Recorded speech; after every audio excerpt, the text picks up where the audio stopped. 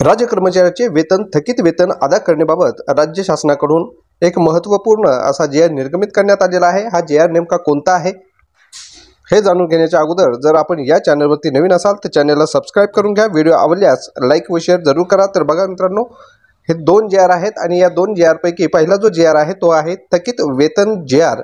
मग शालेय शिक्षण विभागाकडून निर्गमित करण्यात आलेल्या शासन निर्णयानुसार अपंग समावेशित शिक्षण योजना माध्यमिक स्तर अंतर्गत सुनावणी अंती अपात्र ठरलेल्या विशेष शिक्षकांनी थकीत वेतन अदा न केल्याबाबत माननीय उच्च न्यायालय मुंबई खंडपीठ औरंगाबाद येथे अवमान याचिका दाखल केली आहे। माननीय न्यायालयाने सदर अवमान याचिकामधील याचिकाकर्त्या विशेष शिक्षकांना त्यांच्या नियुक्ती दिनांकापासून ते मार्च 2023 पर्यंत केलेल्या कामाचे थकीत वेतन अदा करण्यासाठी 57,56,380 इतका निधी उपलब्ध करून देण्यास मान्यता देण्यात येत आहे।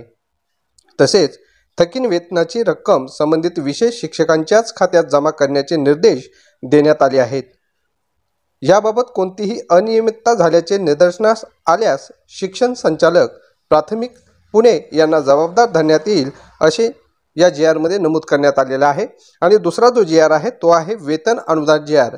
तर बघा, शालेय शिक्षण व क्रीडा विभागाकडून दिनांक 11/2/2025 रोजी निर्गमित करण्यात आलेल्या शासन निर्णयानुसार महाराष्ट्र विनियोजन अधिनियम 2024 सन 2024-25 चे अनुदान वितरित करण्यात आलेले आहेत।